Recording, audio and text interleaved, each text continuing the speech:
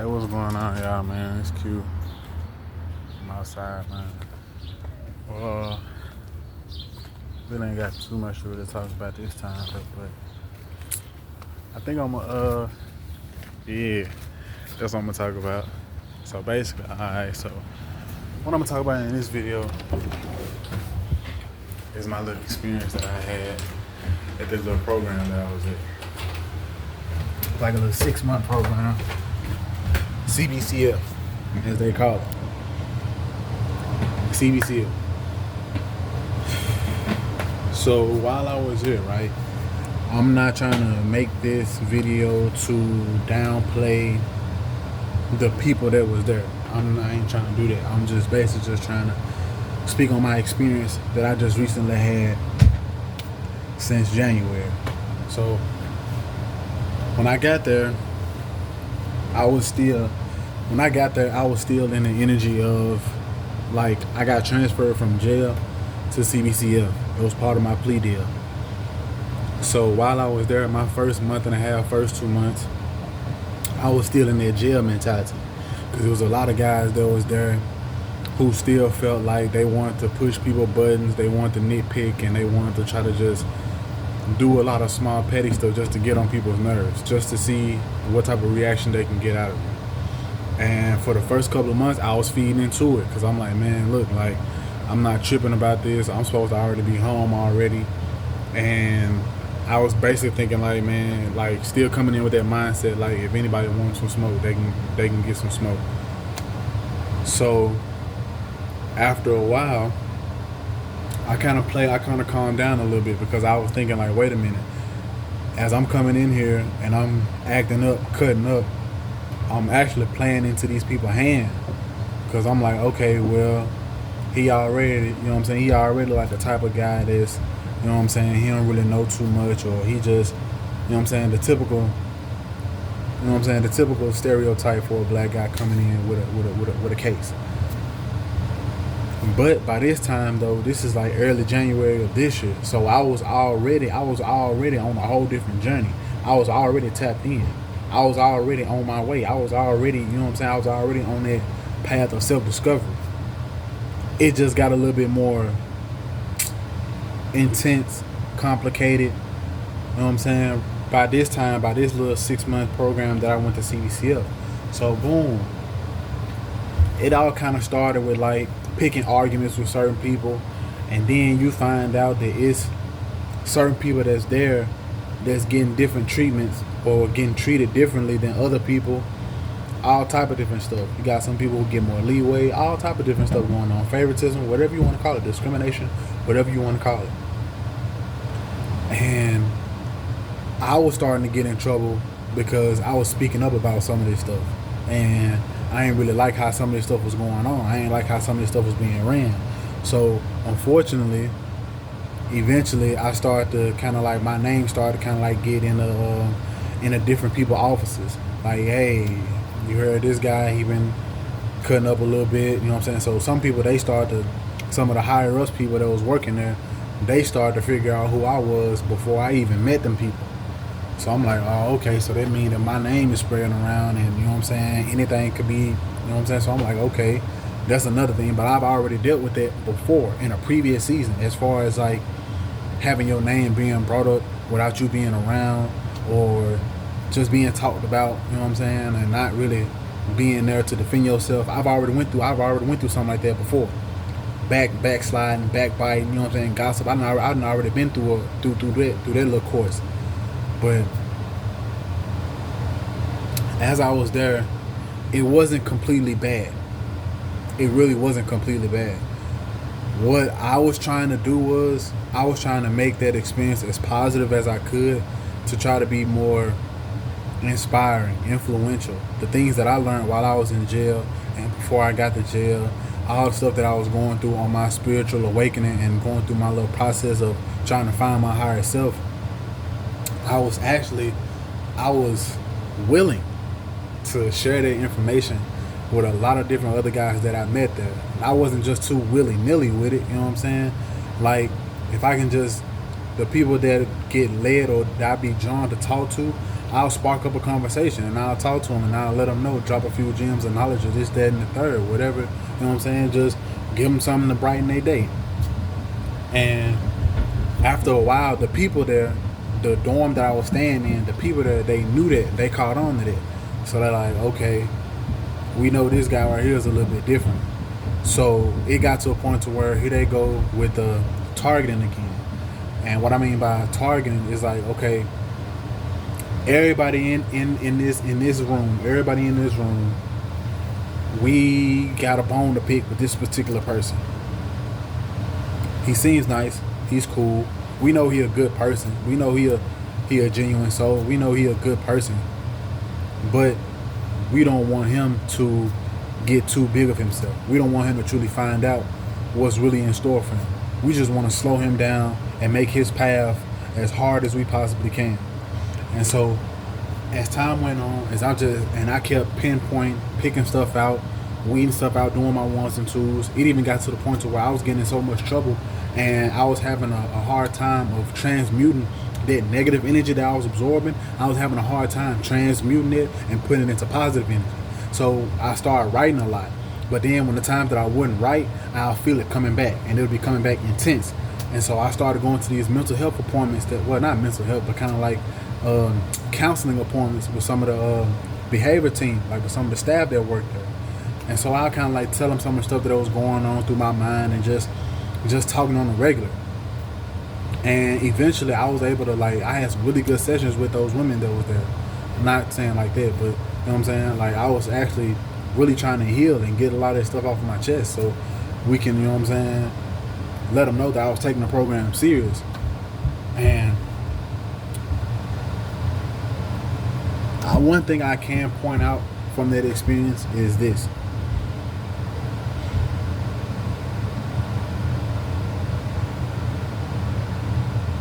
The amount of self-love that you have reflects on how you present yourself. Now, if you already at the stage where you already know that, then we can also get like this. Okay.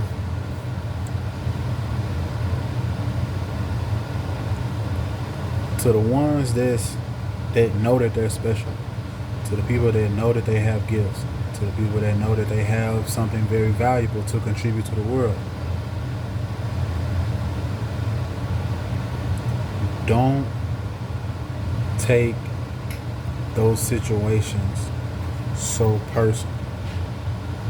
The reason why you shouldn't take them so personal is because you already know what you possess and what you carry and what you bring. They are trying to figure out what is it that you bring. So when they throw all these traps and they throw all these obstacle courses in your way, when they throw a lot of bait your way, but you don't bite down on it, but you just get irritated by them keep throwing bait, you gotta come to the realization like, okay, they haven't figured me out yet.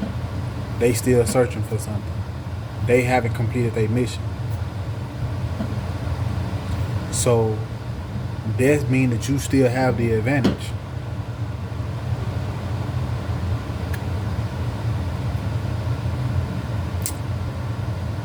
Another thing that I was also experiencing there was a lot of mental warfare. Oh, yes. Mental warfare. All right, boom. So I had this one session with this lady. She worked there, and I was basically telling her about like how like the TV and like the background noise on the TV, like how sometimes I be feeling like the TV literally be talking to me sometimes, like even though it'll play its regular commercials and it'll just do its regular ones and twos, but the wordplay of it and how it'll like literally seem like it's talking to me and whatever I be thinking. And so I'm like, okay, that's weird, that's odd. I try not to put too much focus on it because, like I say, not too many people is gonna understand what I'm saying.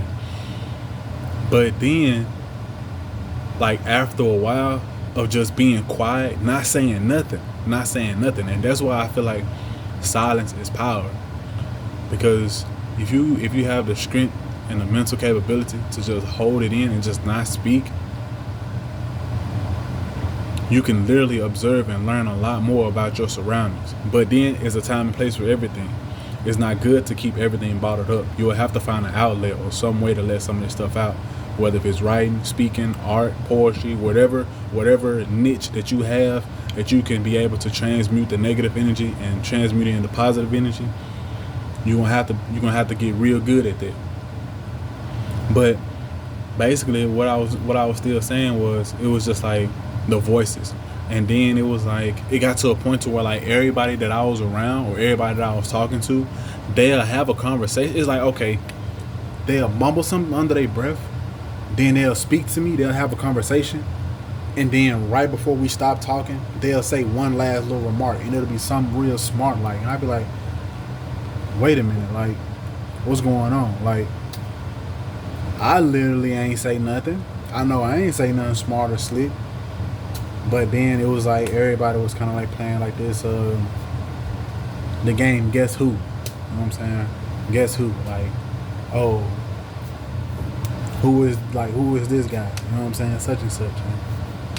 And after a while, it took a while for me to get used to that though.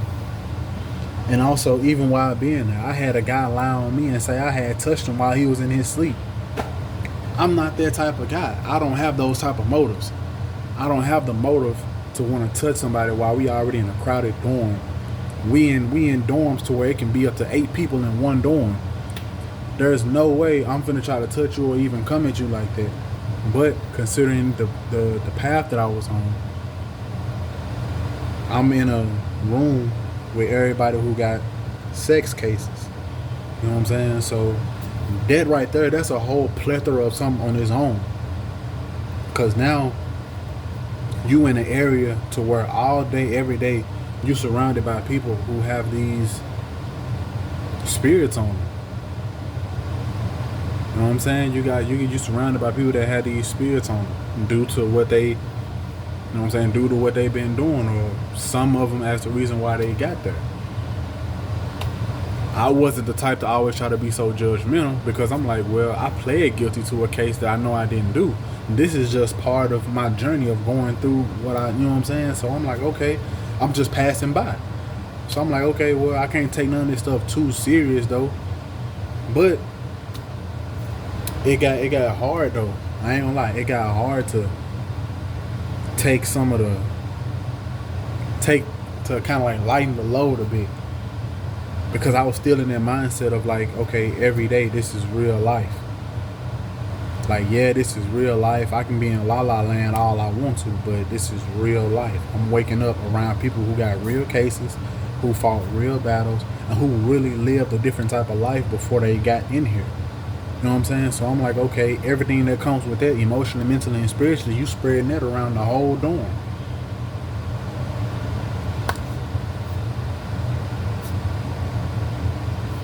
So one thing I can say, man, is that all it really did, it helped me to be more secure and to be more okay with my introvertedness. It made me accept my introvertedness. But after a while, I was like, okay, I think I'm gonna eventually have to get to a point to where I want to love again. I want to love again. I want to experience platonic love, romantic love, friendly love, whatever the case may be. And that's what going through that dark night of the soul, that's what's going through sleepless nights, so many times being by yourself, that's what that has taught me. It taught me how to love and respect myself to the point to where I can accept myself. Then I will be able to correctly love someone else. Cause I mean, shit, like once you, I might be wrong, but on a serious note, I feel like once you have understood the concept of self-love and you understand how to love and respect yourself as you would want to respect anybody else, I feel like I think you beat the game at that point. You beat the game at that point because you literally going back to ground zero. Like you're literally going back to the same state as right before you came in here. Like you came into this world by yourself. Yes, you were birthed by a woman, but you came in by yourself. But to be able to get back into that energy of oneness while still in your growing years, and to be able to hold on to that and try to be able to help others reach that same level, that's power. That's power. I ain't gonna lie, I wasn't planning to make this like a 15-minute video. I was just gonna be on here just for a little bit, but I just got on a little spiel, so I might come back with some more videos about what I was doing when I was down there at CBCF though. But yeah, I'm gonna upload this to YouTube too. It don't even matter. I'm gonna upload it anyway.